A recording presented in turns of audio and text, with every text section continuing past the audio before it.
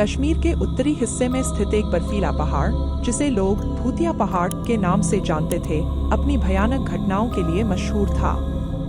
इस पहाड़ पर कई पर्वतारोही गए थे, लेकिन बहुत कम ही वापस लौटे। जो लौटे, उन्होंने ऐसी कहानियां सुनाई कि सुनने वालों की रूह कांप उठती थी। राहुल और उसकी मित्र सुमन दोनों ही पर्वतारोही थे और उन्हें इस तरह की चुनौतियों का सामना करने का शौक था। उन्होंने भूतिया पहाड़ की सच्चाई जानने का निश्चय किया। सर्दियों के मौसम में वे दोनों अपने सामान और जरूरी उपकरण लेकर पहाड़ की चढ़ाई के लिए निकल पड़े।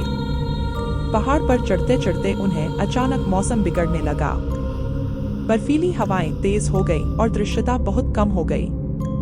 लेकिन दोनों ने हिम्मत नहीं हारी और आगे बढ़ते रहे। जैसे जैसे वे ऊंचाई पर पहुंचते गए, उन्हें अजीब अजीब आवाजें सुनाई देने लगी, जो पहाड़ की खामोशी में और भी डरावनी लग रही थी। आखिरकार उन्हें एक पुरानी गुफा दिखी, जो बर्फ से ढकी हुई थी। उन्होंने गुफा में प्रवेश करने का निश्चय किया ताकि तूफान से बचा जा सके। गुफा के अंदर का दृश्य और भी भयानक था। चारों ओर बर्फ जमी हुई थी और गुफा की दीवारों पर पुराने चित्र बने हुए थे, जो किसी प्राचीन समय की कहानियां बयां कर रहे थे। गुफा के अंदर जाते ही उन्हें एक पुराना संदूक मिला। राहुल ने संदूक को खोलने की कोशिश की, लेकिन वह जाम था। सुमन ने उसे जोर से धक्का देकर खोला। संदूक के अंदर एक पुरानी किताब मिली। उन्होंने किताब को उठाया और पढ़ने लगे।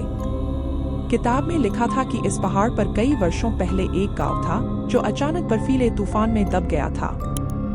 गांव के सभी लोग मारे गए थे और उनकी आत्माएं अब इस पहाड़ पर भटकती हैं। जो भी इस पहाड़ पर आता है, उसे उन आत्माओं का सामना करना पड़ता है। जैसे ही राहुल और सुमन ने यह पढ़ा, अचानक गुफा के अंदर की बत्तियां खुद ब खुद जलने लगी और एक ठंडी हवा का झोंका आया। उन्हें गुफा के अंदर किसी के कदमों की आवाजें सुनाई देने लगी। वे दोनों घबरा गए और तुरंत गुफा से बाहर निकलने की कोशिश की, लेकिन बर्फीली हवाएं और भी तेज हो चुकी थी।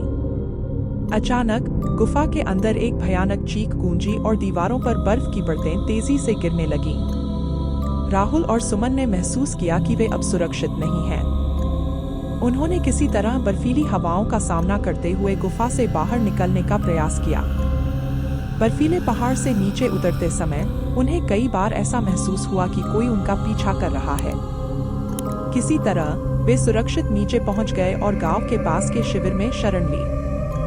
गांव के बुजुर्गों ने उनकी कहानी सुनी और बताया कि वे भाग्यशाली हैं कि सुरक्षित वापस आ गए। इस अनुभव ने राहुल और सुमन को सिखाया कि हर रहस्य को सुलझाने की कोशिश नहीं करनी चाहिए, क्योंकि कुछ रहस्य हमेशा के लिए रहस्यमय ही रहने चाहिए। उन्होंने तय किया कि अब वे कभी भी किसी भूतिया जगह पर नहीं जाएंगे और इस भयानक अनुभव को अपने जीवन का सबसे बड़ा सबक मानकर आगे बढ़े। Enjoyed this video? Don't forget to comment, share, and subscribe for more content like this.